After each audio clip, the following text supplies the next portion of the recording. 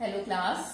आज मैं आपको हिंदी व्याकरण में पाठ 27 विराम चिन्ह क्या होता है इसके विषय में बताऊंगी कि विराम चिन्ह कौन कौन से होते हैं और विराम चिन्ह किसे कहते हैं। तो सबसे पहले इसकी परिभाषा देख लो।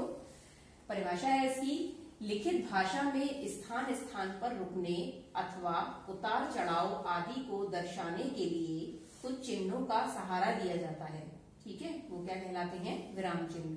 जैसे कि हम कोई स्टोरी लिख रहे हैं, कोई एक वाक्य लिख रहे हैं, ठीक है, वाक्य भी एक नहीं बल्कि वाक्य में मान लो दो तीन वाक्यों को हम लिखते हैं, तो उसमें क्या होता है, स्थान स्थान पर रुकने के लिए कि कहाँ हमें रुकना है, कहाँ पॉज देना है, कहाँ उतार चढ़ाव होना है बात को कहने के लिए, तो उसको दर्शाने के लिए, दिखाने के लिए कुछ चिन्हों का सहारा लिया जाता है। जैसे विराम का, अर्धविराम का या पूर्ण विराम का, कैसे उनका प्रयोग करते हैं वाक्य में, तो उनको हम बोलते हैं विराम चिन्ह। तो विराम का मतलब ही होता है ठहराव।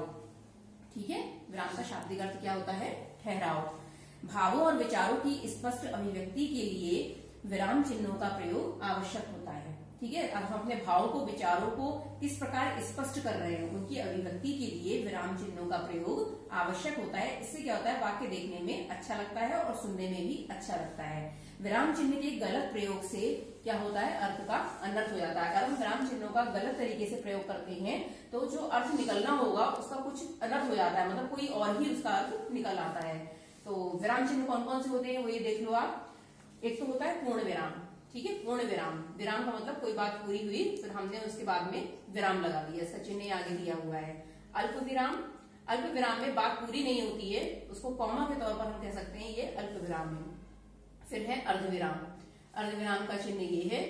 प्रश्नवाचक। प्रश्नवाचक हम किसी से प्रश्न पूछते हैं, किसी के बारे में पूछते हैं कि तुम कहाँ गए थे, तुमने क्या किया, तो उसके आगे हम क्वेश्चन मार्क लगाते हैं, वो होता है प्रश्नवाचक। फिर है विस्मयादि बोधक। विस्मयादि बोधक जब हमें बहुत ज्यादा आश्चर्य होता है, किसी बात को लेकर आश्चर्य प्रकट करते हैं तो हम एक्सक्लेमेशन बोलते हैं उसको विस्मयादि बोधक में भी, तो इसका साइन ये है इस टाइप से।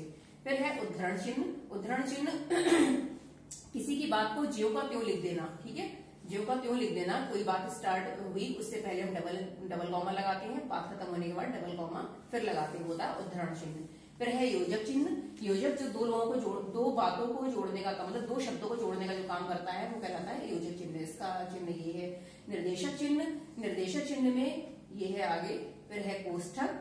कोष्ठक चिन्ह होता है इसमें। कोष्ठक में क्या होता है, कोष्ठक स्टार्ट हुआ, फिर हमने बात बोल दी और कोष्ठक उसका बंद कर दिया आगे जाके, वो होता है कोष्ठक चिन्ह। फिर है हंसपद। हंसपद में क्या होता है, मान लीजिए हम कोई बात कह रहे हैं, कोई वाक्य हमने लिखा, कह नहीं रहे बल्कि कोई वाक्य हमने लिखा और बीच में हम कोई भी एक शब्द भूल गए। ठीक है, तो हंसपद का ये साइन बना के ये वाला और ऊपर हम उस शब्द को लिख देते हैं, इससे वाक्य पूर्ण हो जाता है। फिर है रेखांकन चिन्ह। रेखांकन चिन्ह का साइन ये है।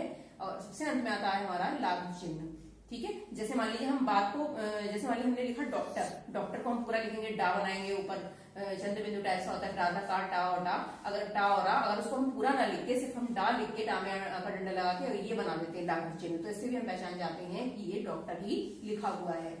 तो आज हमने विराम चिन्ह के विषय में जाना कि विराम चिन्ह किसे कहते हैं। विराम चिन्हों का वाक्य को, जब हम किसी वाक्य को लिखते हैं, किसी बात को बोलते हैं, तो उनका प्रयोग बहुत ही जरूरी होता है। अगर हम उसको गलत तरीके से प्रयोग कर लेते हैं तो अर्थ का अनर्थ हो जाता है। इसलिए किसी भी वाक्य में विराम चिन्हों का प्रयोग बहुत ही आवश्यक होता है। इससे वाक्य जो है वो सुनने में भी अच्छा लगता है और देखने में भी। इसी के साथ हमारा ये पाठ समाप्त होता है।